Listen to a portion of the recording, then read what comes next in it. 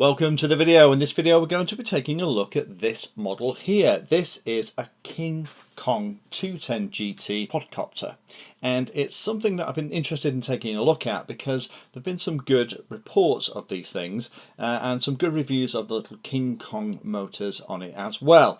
Now this is something that has come from Hobby King, so I'll put a link in the description, and it comes pretty much ready to fly out the box. You get the model itself, you get the radio, you get the antennas, the props and everything else. All you're going to need to do is supply a battery, and obviously you're going to fly FPV, you're going to need goggles or something like that.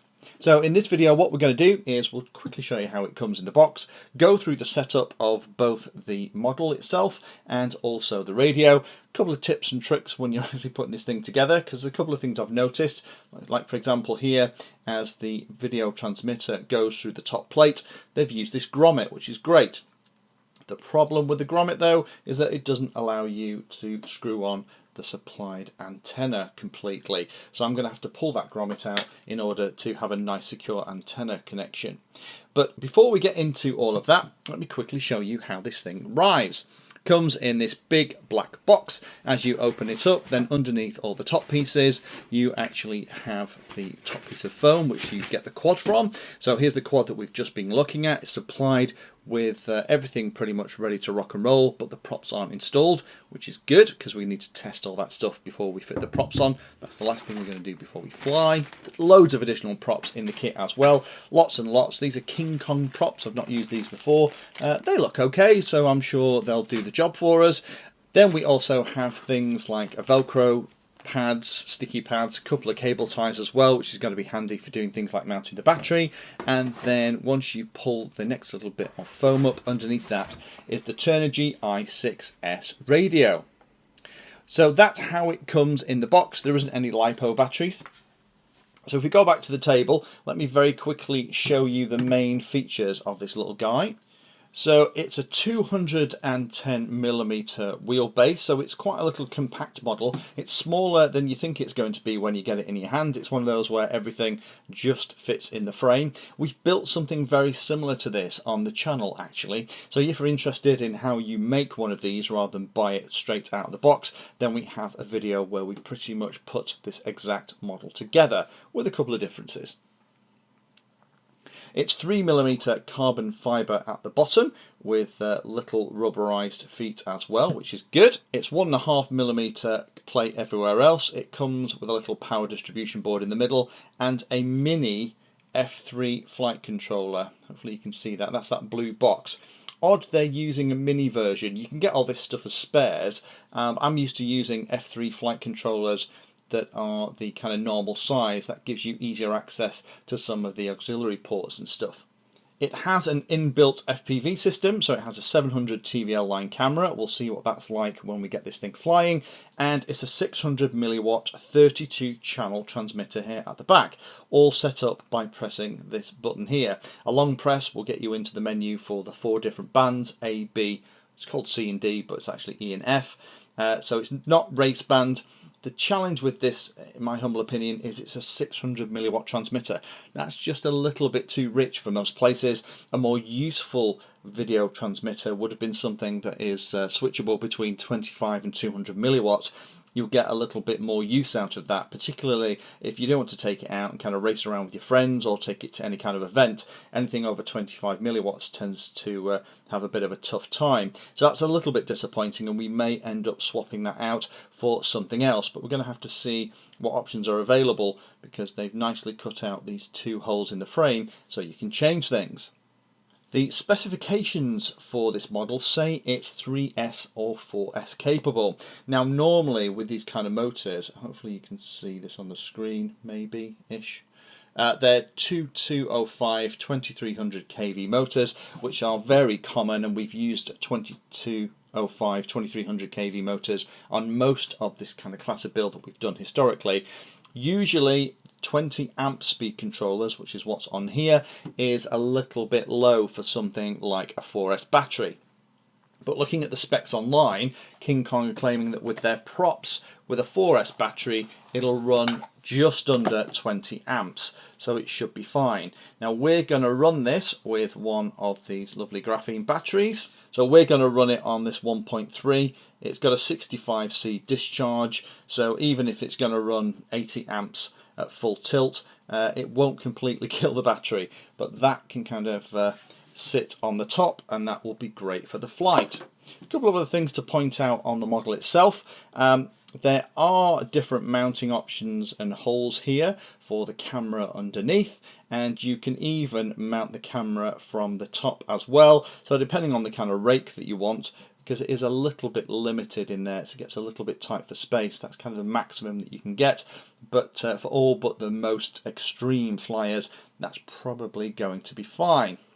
So let's very quickly plug it into the computer and have a look at what Cleanflight shows us it's set up as. Again, this is a mini F3 flight controller, so it should be set up in a very similar way to how we've done others on the channel.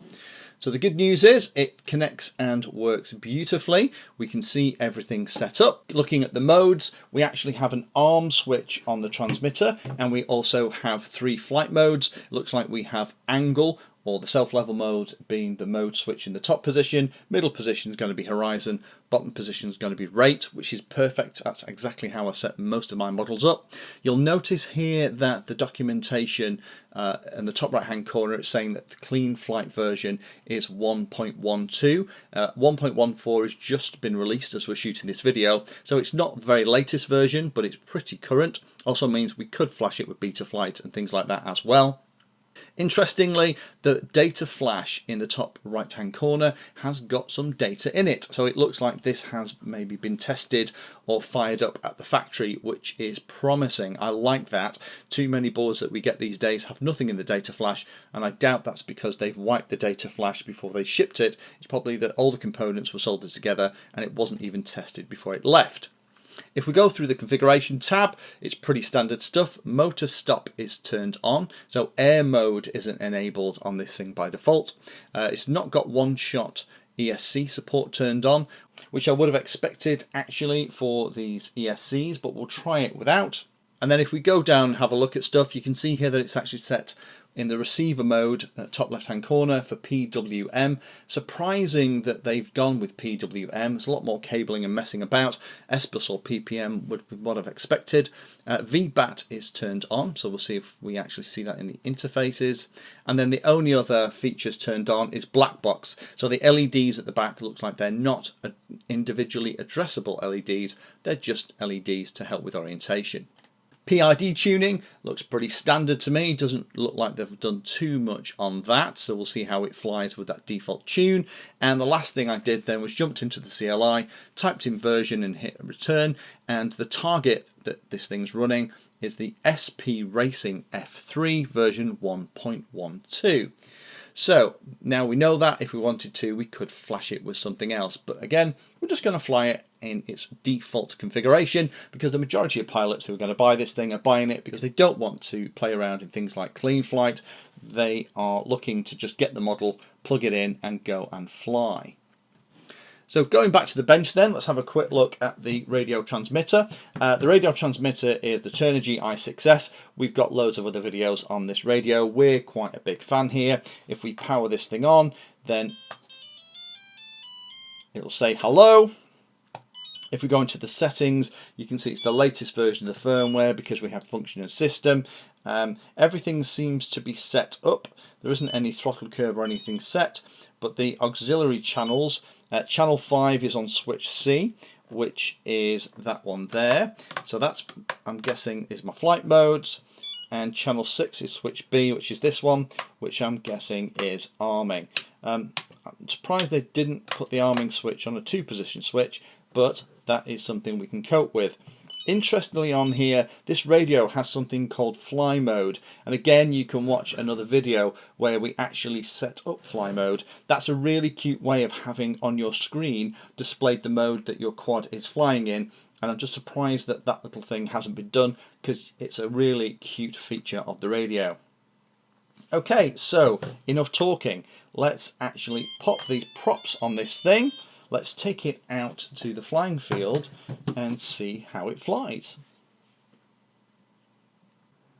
Today is quite an overcast day. It's a very cold autumn morning here in the UK. The light isn't fantastic, but it's a good test of the camera, so I thought I'd do some FPV footage. Now the FPV footage here is in its natural aspect ratio. It's 4:3 from the camera, so that's how I've got it here on the screen. You'll see there's a little bit of fisheye here from the field of view, and also in the top right and left hand corners of the image we're just starting to see, with the elevation that I've got on the camera, a little bit of the frame, but we could move the mounting of the camera if that was going to be a problem for us. The craft itself is very, very stable. It also has absolutely tons of power. We're hovering at about 20-25% throttle here. So when you blip the throttle, it gets very small very, very quickly. The other thing to notice here is the PID tuning isn't too bad at all. We can do little flips and rolls, and it's not a million miles away from probably where it should be. So congratulations to KingKong for supplying a quad that seems to be there or thereabouts right from the bat. The camera is coping very well with these rather wacky lighting conditions, and the video transmitter and the antenna that's got on here, we're using the stock one for this video, is coping okay. There's a little bit of breakup, which I wouldn't expect from this kind of transmitter. So I'm definitely going to swap this video transmitter out for something else, something that's going to be switchable between 25 and 200 milliwatts. That's going to be more useful here, and swap the antenna out for one of the ones that we prefer here. If we jump back to the desk, let's have a look at how much this thing actually weighs when it's all ready. So what we'll do is we'll grab the kitchen scales, turn them on, pop on the model. It's 525 grams with the battery that we're using. The props, amazingly, didn't need balancing out the packet. Now, I've not used these props before. These are these KingKong ones that were supplied with a kit. They're 5x4 props, but with these motors, it's giving absolutely loads and loads of thrust on 4S, and it's performing beautifully. The other couple of things that I'd probably talk about is on the radio transmitter. Apologies for the bits of grass, we were flying it this morning actually. You can see here that I've changed the fly mode so that it says angle, horizon and rate. That just reminds me when I pull this radio out which is which, and I moved a couple of the switches around for arming as well. So in summary, what do I think? I really like it. I didn't have any real expectations with this thing. I've never had any KingKong kit before, yeah, it's performing beautifully. The way it's flying, the power and everything is really, really nice. So if you're looking for a quadcopter that comes with everything apart from the battery, then this is definitely worth a look. Again, just be aware that that video transmitter, that's the only thing on this, which for me is stopping it giving a kind of a 5 out of 5 star rating. That video transmitter, unfortunately, is just a bit too powerful for pretty much everywhere. The majority of places, 600 milliwatts just isn't going to be legal. So it's a shame that that didn't come with an option to run at lower powers. Then this would have been a really great choice for somebody looking to buy a ready-to-fly quad that didn't have a radio but had things like a LiPo charger and battery already. Thank you for taking the time to watch that video. There are lots of other videos on the channel and they're carefully ordered into playlists, so you may find that there are other videos on this same subject that you can go and watch. So I would recommend going into the playlist area of Painless 360 YouTube channel and looking around and seeing what there is. You never know what you might find. Thanks for watching. Please like, subscribe, and happy flying.